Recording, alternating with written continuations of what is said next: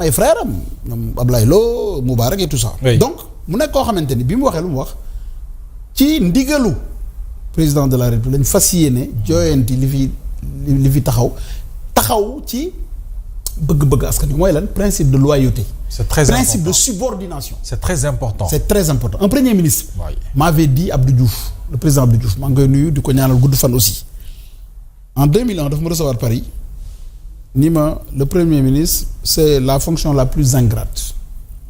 Tu dois tout faire pour que tout brille et tu dois être derrière les projecteurs. moo tax mu ni moo Senghor bu ñu daan ànd il était très loin de Senghor parce qu'il était grand de taille et pour ne pas mettre un ombrage à Senghor il préférait être derrière mu ni je me faisais tout petit quoique grand. waaw. donc premier da ngay xam li tax ñu déglu fi d'abord ki ko incarné nag mooy sama mentor Boun Abdallah Dionne. waaw quand même boo waxee rek mun la non le président. le patron bëggul woon dara. voilà oui. boo ko naree tuddee dara mu ni non mettez le patron. quand même soo bindee dara au nom du premier ministre sous la direction mu ni non enlève ça mais sous l'orientation du président de la République. un président loolu la soxla. parce que loolu la soxla. oui. ay ouvrier la soxla ay manœuvre. mais nag bu paree nga jébbal lépp ci turam. te léegi nag war nañ jëm ci loolu. waaw gis naa ni le premier ministre bi ñu demee moom loolu la comprendre. ñii ñu jël aussi loolu la ñu war a def. nekk nag gouvernement bu solidaire. mais taxaw nag ci liggéey bi. parce que jot na. parce que ak le contexte il faut que les gens fassent le bilan des 2 ans du gouvernement Sonko. parce que ñun xam nañ lan mooy gouvernement. le président de la République il donne des orientations. mais ñiy liggéey les ouvriers tey bu fekkee architecte bi joxe na li mu war a def pour tabax. entrepreneur bi ñëw ànd ak ouvrier mag manœuvre yi bu tabax bi baaxul ku ñuy attaqué c'est pas l'architecte moom il a donné les orientations. bien sûr. c'est ki tabax celui qui a mis la main à la pâte. Dëgg. c'est le gouvernement d'Ousmane Sonko. moom la ñu war a xool 2 ans yi li tax Sénégal demul parce que c'était un discours outrancier violent les gens yi newoon ci biti les investisseurs internationaux étrangers dañoo toog di xool quand même ñu dem ba ci biir discussion yu bare compliqué au nom de la souveraineté boo xamante ni dañuy màtt di ëf le pétrole et la gars yi dem seen oui. l'image du Sénégal au niveau international oui yàqu yaxeet kay. yàqu parce que amuñu lu ñuy tuddee une élégance diplomatique. Un discours, une influence. Le monde est un monde d'influence.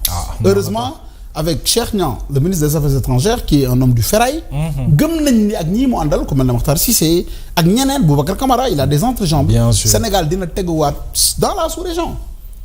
amul benn kilifa bu am njëriñ bu dëkkam am njëriñ ci réew mi bu ñëw Sénégal en 2 ans amul. 0. gisuñu ko de. président de la République war na commencer waat nag. jël tànkam dem te tey bu nekkoon man en tant qu'homme politique parce que je suis président d'un mouvement politique. waaw dinañ ci ñëw sax ci lu mu gën a yaatoo ak ci kanam. bu doon moom la suñu paree nii sama premier déplacement c'est le Maroc. Maroc la war a dem moom le président. waaw visite officielle officielle. Waaw. avec une forte délégation. mais yóbbaale mes champions économiques. mbiri kon war na mën a tàmbali. voilà avec le nouveau contexte. voilà contexte yóbbaale mes champions économiques. surtout que sama frère jumeau la ñu nommé ministre du pétrole El Hadj Abdourahmane Diouf mu dem yóbbu ko parce qu'on a besoin de partenaires pour que pétrole beeg gaz bi gars yi tegaat ko ci temps avancé Petrosen dañ ko dénk rek mais ñëpp xam nañu amuñu moyen pour def quoi que ce soit. oui nga yóbbaale say patron agricole industriel parce que le Maroc loolu mooy sa force te bu ñu duggee ci domaine boobu. lan la ñu war a mën a def après. dinañ ci ñëw maintenant bu ñu amee un tout nouveau gouvernement c'est parce que y a quelque chose qui s'est passé mooy dañu limogé njëkk l'ancien premier ministre muy Ousmane Sonko mais par ricochet et dans la foulée mu dem Assemblée nationale. Alors ce qui s'est passé à l'Assemblée nationale le retour de Sonko à l'Assemblée yow naka nga koy analyser ñu ci bari ci ay experts jàpp nañu ne on a violé le règlement intérieur de l'Assemblée dañu def forcing ni ñu duggee baaxul maintenant yow sa njàngat ci loolu. alors xam nga ñun on enseigne le droit parlementaire en relation avec le droit constitutionnel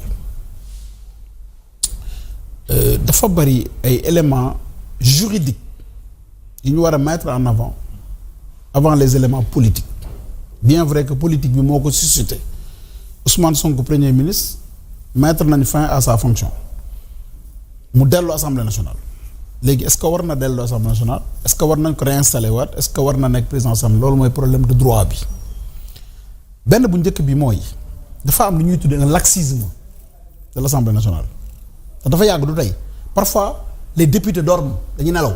waaw. te heureusement bi ko benn député reconnaître muy Tafsir Thioye. waaw. gis nga Ousmane Sonko bi muy ñëw Assemblée nationale le 2 décembre début de la 15e législature il n'a pas été député dégg naa sama benn collègue quelqu'un qui est spécialiste en Sciences Po bu wax ni c'est l'élection qui fait le député non c'est l'élection qui désigne le député ès-qualité mais c'est pas l'élection qui fait le député la preuve bu ñu la élire le 2 juin ñu war la installer le 2 août député yi nga remplacer. yi ñu gagné. waaw te nekkoon député dañuy toog ba le 2 août kon député bi ñu fal tey nekkagul député au sens juridique du terme bien vrai que conseil constitutionnel proclamé na ko député le 2 juin pour mu nekk 2 août day ñëw ba bu mu nekk député day ñëw ba le 2 août ñu installé ko takkal ko écharpe ci lay nekk député remplacé ki mu gagné. très bien.